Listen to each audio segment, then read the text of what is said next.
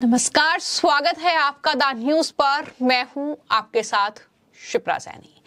भारत में बेरोजगार युवाओं को किस तरह से रोजगार मिले, इसके लिए लगातार सरकार प्रयास कर रही है और इसी कड़ी में अब भारत सरकार और इजराइल के बीच रोजगार को लेकर जो समझौता हुआ है, उसके बाद बेरोजगार युवाओं के लिए नौकरी की भर्ती प्रक्रिया शुरू हो गई है। लेकिन जैसे ही युवाओं ने नौकरी के लिए आवेदन करना शुरू किया है, पत्रकार रवीश कुमार की बौखलाहट देखने को मिली है। पत्रकार रवीश कुमार, जिनकी पत्रकारिता एक पार्टी विशेष के इर्द गिर्द ही घूमती है और कांग्रेस पार्टी के एजेंडे पर वो अपनी पत्रकारिता करते हैं, इस तरह के आरोप उन पर लगातार लगते रहे हैं जिस तरह की रवीश कुमार पत्रकारिता करते हैं। अब सरकार को घेरने के लिए रवीश कुमार ने इसी खबर को कहीं न कहीं बहाना बना लिया है और रवीश कुमार की ओर से बाकायदा एक पोस्ट किया गया है। रवीश कुमार ने पोस्ट करते हुए लिखा है, नमस्कार, इजराइल में काम मिल रहा है, जल्दी करो, भूख से लड़ना है तो इजराइल निकल चलना है। भूख की नैतिकता युद्ध की अनैतिकता से महान होती है। वीडियो में आप देख सकते हैं कि रोहतक पहुंचे युवाओं में कितना जोश है। इस तरीके से ये रवीश कुमार का एक पोस्ट है जो उन्होंने किया है और जाहिर तौर पर इस पोस्ट के जरिए वो ये कहना चाहते हैं कि दरअसल एक तरफ जो भूख से लोग यहाँ पर मर रहे हैं, रोजगार उन्हें नहीं मिल रहा है, और दूसरी तरफ इजराइल में युद्ध चल रहा है, वहां के लिए ये युवा नौकरी के लिए आवेदन कर रहे हैं। तो एक तरीके से बेरोजगारी के मुद्दे पर सरकार को घेरने की कोशिश जो है यहां पर रवीश कुमार ने की है। लेकिन जैसे ही रवीश कुमार ने ये पोस्ट किया,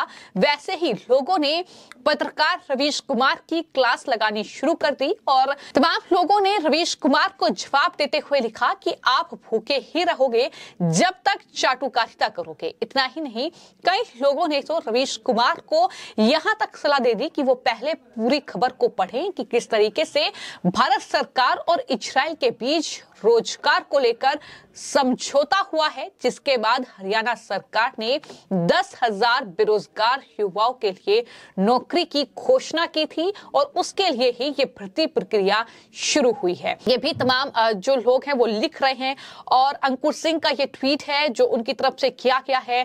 हरियाणा में बीजेपी ने कांग्रेस से कई ज्यादा नौकरियां दी हैं। कांग्रेस की लापरवाही से जिन लोगों को हटाया गया उन्हें भी मनोहर सरकार ने नियमित किया है। रवीश बिहार से आते हैं जहां से सबसे ज्यादा युवा नौकरी के लिए प्लान करते हैं। इंडी अलायंस की सरकार के खिलाफ बोलने की हिम्मत है, ये सवाल उनकी तरफ से किया गया है। यानी रवीश कुमार अपने इस पोस्ट में आधी अधूरी बातें बता रहे हैं और जनता को बेवकूफ बनाने की कोशिश कहीं ना कहीं हो रही है। सच्चाई वो नहीं बता रहे हैं कि किस तरीके से ये युवा कितने राज्यों से कहां पहुंच रहे हैं, कितनी नौकरी के लिए पहुंच रहे हैं, कितनी सैलरी है। तो ये कहीं ना कहीं अब लोगों ने रवीश कुमार को ट्रोल करना शुरू कर दिया है। तो तमाम लोग अब रवीश कुमार को ट्रोल कर रहे हैं और तमाम लोग वो तस्वीरें भी शेयर कर रहे हैं जो वो राहुल गांधी के साथ भारत जोड़ो यात्रा में कदम से कदम मिलाते नजर आ रहे हैं। जब वो तमाम ऐसी खबरें चलाते हैं जो कि या तो झूठी होती है या फिर सरकार के खिलाफ वो खबरें प्रसारित करते हैं, चाहे उसका आधार कुछ भी हो, और बाद में वो खबरें झूठी निकलती हैं। कई बार अपनी ही खबरों को लेकर फंसते हुए नजर आते हैं, झूठ और प्रोपेगेंडा वो चलाते हैं। इस तरीके के आरोप भी उन पर लगते रहे हैं पत्रकारिता की आड़ में। तो कहीं ना कहीं रवीश कुमार की ओर से जो ये पोस्ट किया गया है, जाहिर तौर पर ये पोस्ट ये दिखाता है कि किस तरह की बौखलाहट जो है वो रवीश कुमार में बढ़ रही है। लेकिन मैं आपको ये बता दूं कि दरअसल भारत सरकार और इजराइल के बीच रोजगार को लेकर समझौता हुआ, जिसके बाद ये भर्ती प्रक्रिया शुरू हुई है। रोहतक के महर्षि दयानंद विश्वविद्यालय में इजराइल में नौकरी के लिए टेस्ट लिया जा रहा है। ये भर्ती 6 दिन तक चलेगी और युवाओं का टेस्ट लेने के लिए बाकायदा इजराइल से टीम आई हुई है जो परीक्षण कर रही है। इजराइल में शटरिंग, पेंटर और खेती के लिए ये भर्ती की जा रही है। इजराइल में नौकरी पाने वाले युवाओं में काफी उत्साह है।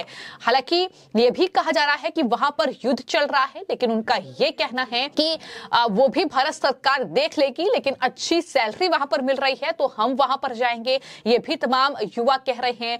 हरियाणा से ही नहीं बल्कि पंजाब, उत्तर प्रदेश, राजस्थान के युवा भी काफी बड़ी संख्या में हरियाणा पहुंच रहे हैं, ये आवेदन कर रहे हैं और ये कहीं ना कहीं इस पूरी भर्ती प्रक्रिया में हरियाणा के जो युवा हैं उन्हें जो है प्राथमिकता दी जा रही है। इजराइल में युद्ध चल रहा है फिर भी युवा ये नौकरी चाहते हैं। इन युवाओं का कहना है कि यहाँ रोजगार कम है और बेरोजगारी के कारण वो इजराइल में जाना चाहते हैं क्योंकि वहां पर सैलरी भी अच्छी है। युवाओं ने साफ तौर पर यह कहा है कि 1 लाख से ऊपर वहां पर उन्हें सैलरी मिल रही है। उन्हें कोई डर नहीं है, वो इजराइल में नौकरी करना चाहते हैं। भारत सरकार भेज रही है, आगे वहां पर पता चलेगा, ये उनकी तरफ से कहा जा रहा है। तो रवीश कुमार ने भी जो वीडियो शेयर किया है उसमें तमाम जो युवा हैं वो यही जानकारी दे रहे हैं कि वो नौकरी के लिए आवेदन कर रहे हैं, लाखों की सैलरी उन्हें मिल रही है। हालांकि इस बीच बात जो है वो एजेंट की भी निकलकर सामने आ रही है, लेकिन जरूर सरकार को उसकी छानबीन करनी चाहिए। लेकिन फिलहाल ये खबर पुख्ता है कि मोदी सरकार और इजराइल सरकार के बीच में ये समझौता हुआ है रोजगार को लेकर, जिसके तहत ये भर्ती प्रक्रिया चल रही है। और MDU के जो PR निदेशक हैं उन्होंने जानकारी दी है, सुनीत मुखर्जी बताया है कि ये इजराइल और भारत सरकार के बिल्डिंग निर्माण, पेंटर और खेती के काम को लेकर करार हुआ है। भारत सरकार और इजराइल के बीच हुए समझौते के बाद हरियाणा सरकार ये भर्ती प्रक्रिया चला रही है। MDU में ये 16 से 21 जनवरी तक भर्ती चलेगी, ये जानकारी भी उनकी तरफ से दी गई है। लेकिन रवीश कुमार जैसे पत्रकार इस भर्ती प्रक्रिया को लेकर किस तरीके का झूठ फैला रहे हैं कि भारत में भूखमरी छा गई है, भारत में युवा भूख से मर रहा है, इसलिए वो इजराइल में युद्ध को ना देखते हुए वहां पर नौकरी के लिए आवेदन कर रहा है, इस तरीके की बातें वो फैला रहे हैं। तो जाहिर तौर पर लोग उन्हें सलाह दे रहे हैं कि जो कहीं ना कहीं भारत सरकार की स्कीम चल रही है, जिस तरीके से लगातार जो है सरकार की तरफ से राशन मिल रहा है, जिस तरीके से लगातार प्रधानमंत्री रोजगार भी दे रहे हैं और कई हजार युवाओं को रोजगार मिल चुका है। और ये जो करार हुआ है, जाहिर तौर पर ये करार इसलिए ही किया गया है ताकि कोई भी युवा जो है हिंदुस्तान में वो बेरोजगार ना रहे।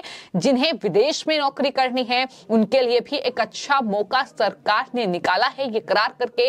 लेकिन रवीश कुमार जो कि कांग्रेस पार्टी के लिए पत्रकारिता करने के लिए जाने जाते हैं, अगर वो इस तरह का झूठ फैला रहे हैं तो जाहिर तौर पर लोगों ने उनकी क्लास लगाई है और ये बताया है कि रवीश कुमार पूरी जानकारी दें कि किस तरीके से ये करार हुआ है, उसके बाद ये भर्ती प्रक्रिया चल रही है और वहां पर कितनी सैलरी युवाओं को मिलेगी, ये तमाम जानकारी भी रवीश कुमार को देनी होगी, बजाय इसके कि वो एक पार्टी विशेष की चाटुकारिता करे। ये भी तमाम लोग इस वीडियो में कहते नजर आ रहे हैं। तो रवीश कुमार ने जिस तरीके से ये पोस्ट किया है और वो झूठ फैलाने का काम कर रहे हैं, ये सच्चाई ना बताकर के कि भारत सरकार और इजराइल सरकार के बीच ये रोजगार को लेकर समझौता हुआ है। और जहां तक बात युवा जो पहुंच रहे हैं नौकरी पाने के लिए, जैसा कि मैंने जानकारी दी कि कई राज्यों के युवा नौकरी के लिए वहां पर पहुंच रहे हैं और ज्यादातर लोग जो हैं वहां पर राजस्थान से आए हैं, जहां 5 साल से जाहिर तौर पर गहलोत सरकार थी, वहां पर कांग्रेस पार्टी की सरकार थी, सबसे ज्यादा बेरोजगारी थी। पर रवीश कुमार एक बार भी इस बात का जिक्र नहीं करेंगे और लोग इसलिए लाइन लगाए हैं क्योंकि सैलरी 1,37,000 रुपये महीना मिल रही है, ये भी तमाम युवाओं ने कहा है। और नौकरी इजराइल में है, गाजा में नहीं, जहां खतरा ज्यादा है। फिलहाल आपकी इस पूरी खबर को लेकर क्या राय है हमें कमेंट बॉक्स में जरूर लिखें। धन्यवाद।